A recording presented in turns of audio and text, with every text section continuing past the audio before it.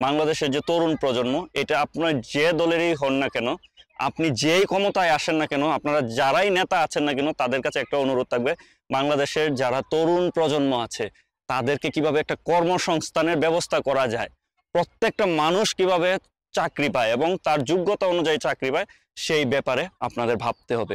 আপনারা নির্বাচনে আসেন বা আপনারা যাই করেন না কেন, আপনাদের প্রথম যাতে এজেন্ডা হয় বাংলাদেশের তরুণ প্রজন্মকে জনসংখ্যাটারে কিভাবে জনশক্তিতে পরিণত করা যায়। এটা যদি না করতে পারেন তাহলে আসলে এই দেশ কোনোদিনই উন্নতি হবে না। আমাদের দেশের তরুণরা তারা অনেক প্রোডাক্টিভ, তারা চাইলেই দেশকে পরিবর্তন করতে পারে।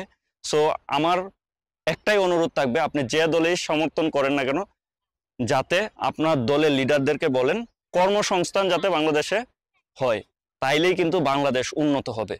আর সেইটার জন্য আমার মনে হয় doctor Mohammad Yunus road map তৈরি করবে, কারণ তিনি যেহেতু গ্রামীণ ব্যাংকের মাধ্যমে তার চিন্তায় ছিল পিছিয়ে থাকা মানুষদেরকে সহযোগিতা করে উন্নত মানুষে পরিণত করা। আমাদের দেশের মানুষরা তাদের চিন্তা ভাবনা অনেক ভালো, সেই মানুষগুলাকে যাতে সুযোগ দেওয়া হয়, তারা যাতে কর্মসংস্থানের ব্যবস্থা হয়। অনেক অনেক বেকার, সেই বেকার জনগোষ্ঠীটাকে যদি আমরা কাজের ব্যবস্থা করে দেওয়া যায়, তাইলেই কিন্তু সেই দল ভালো কিছু করতে পারবে।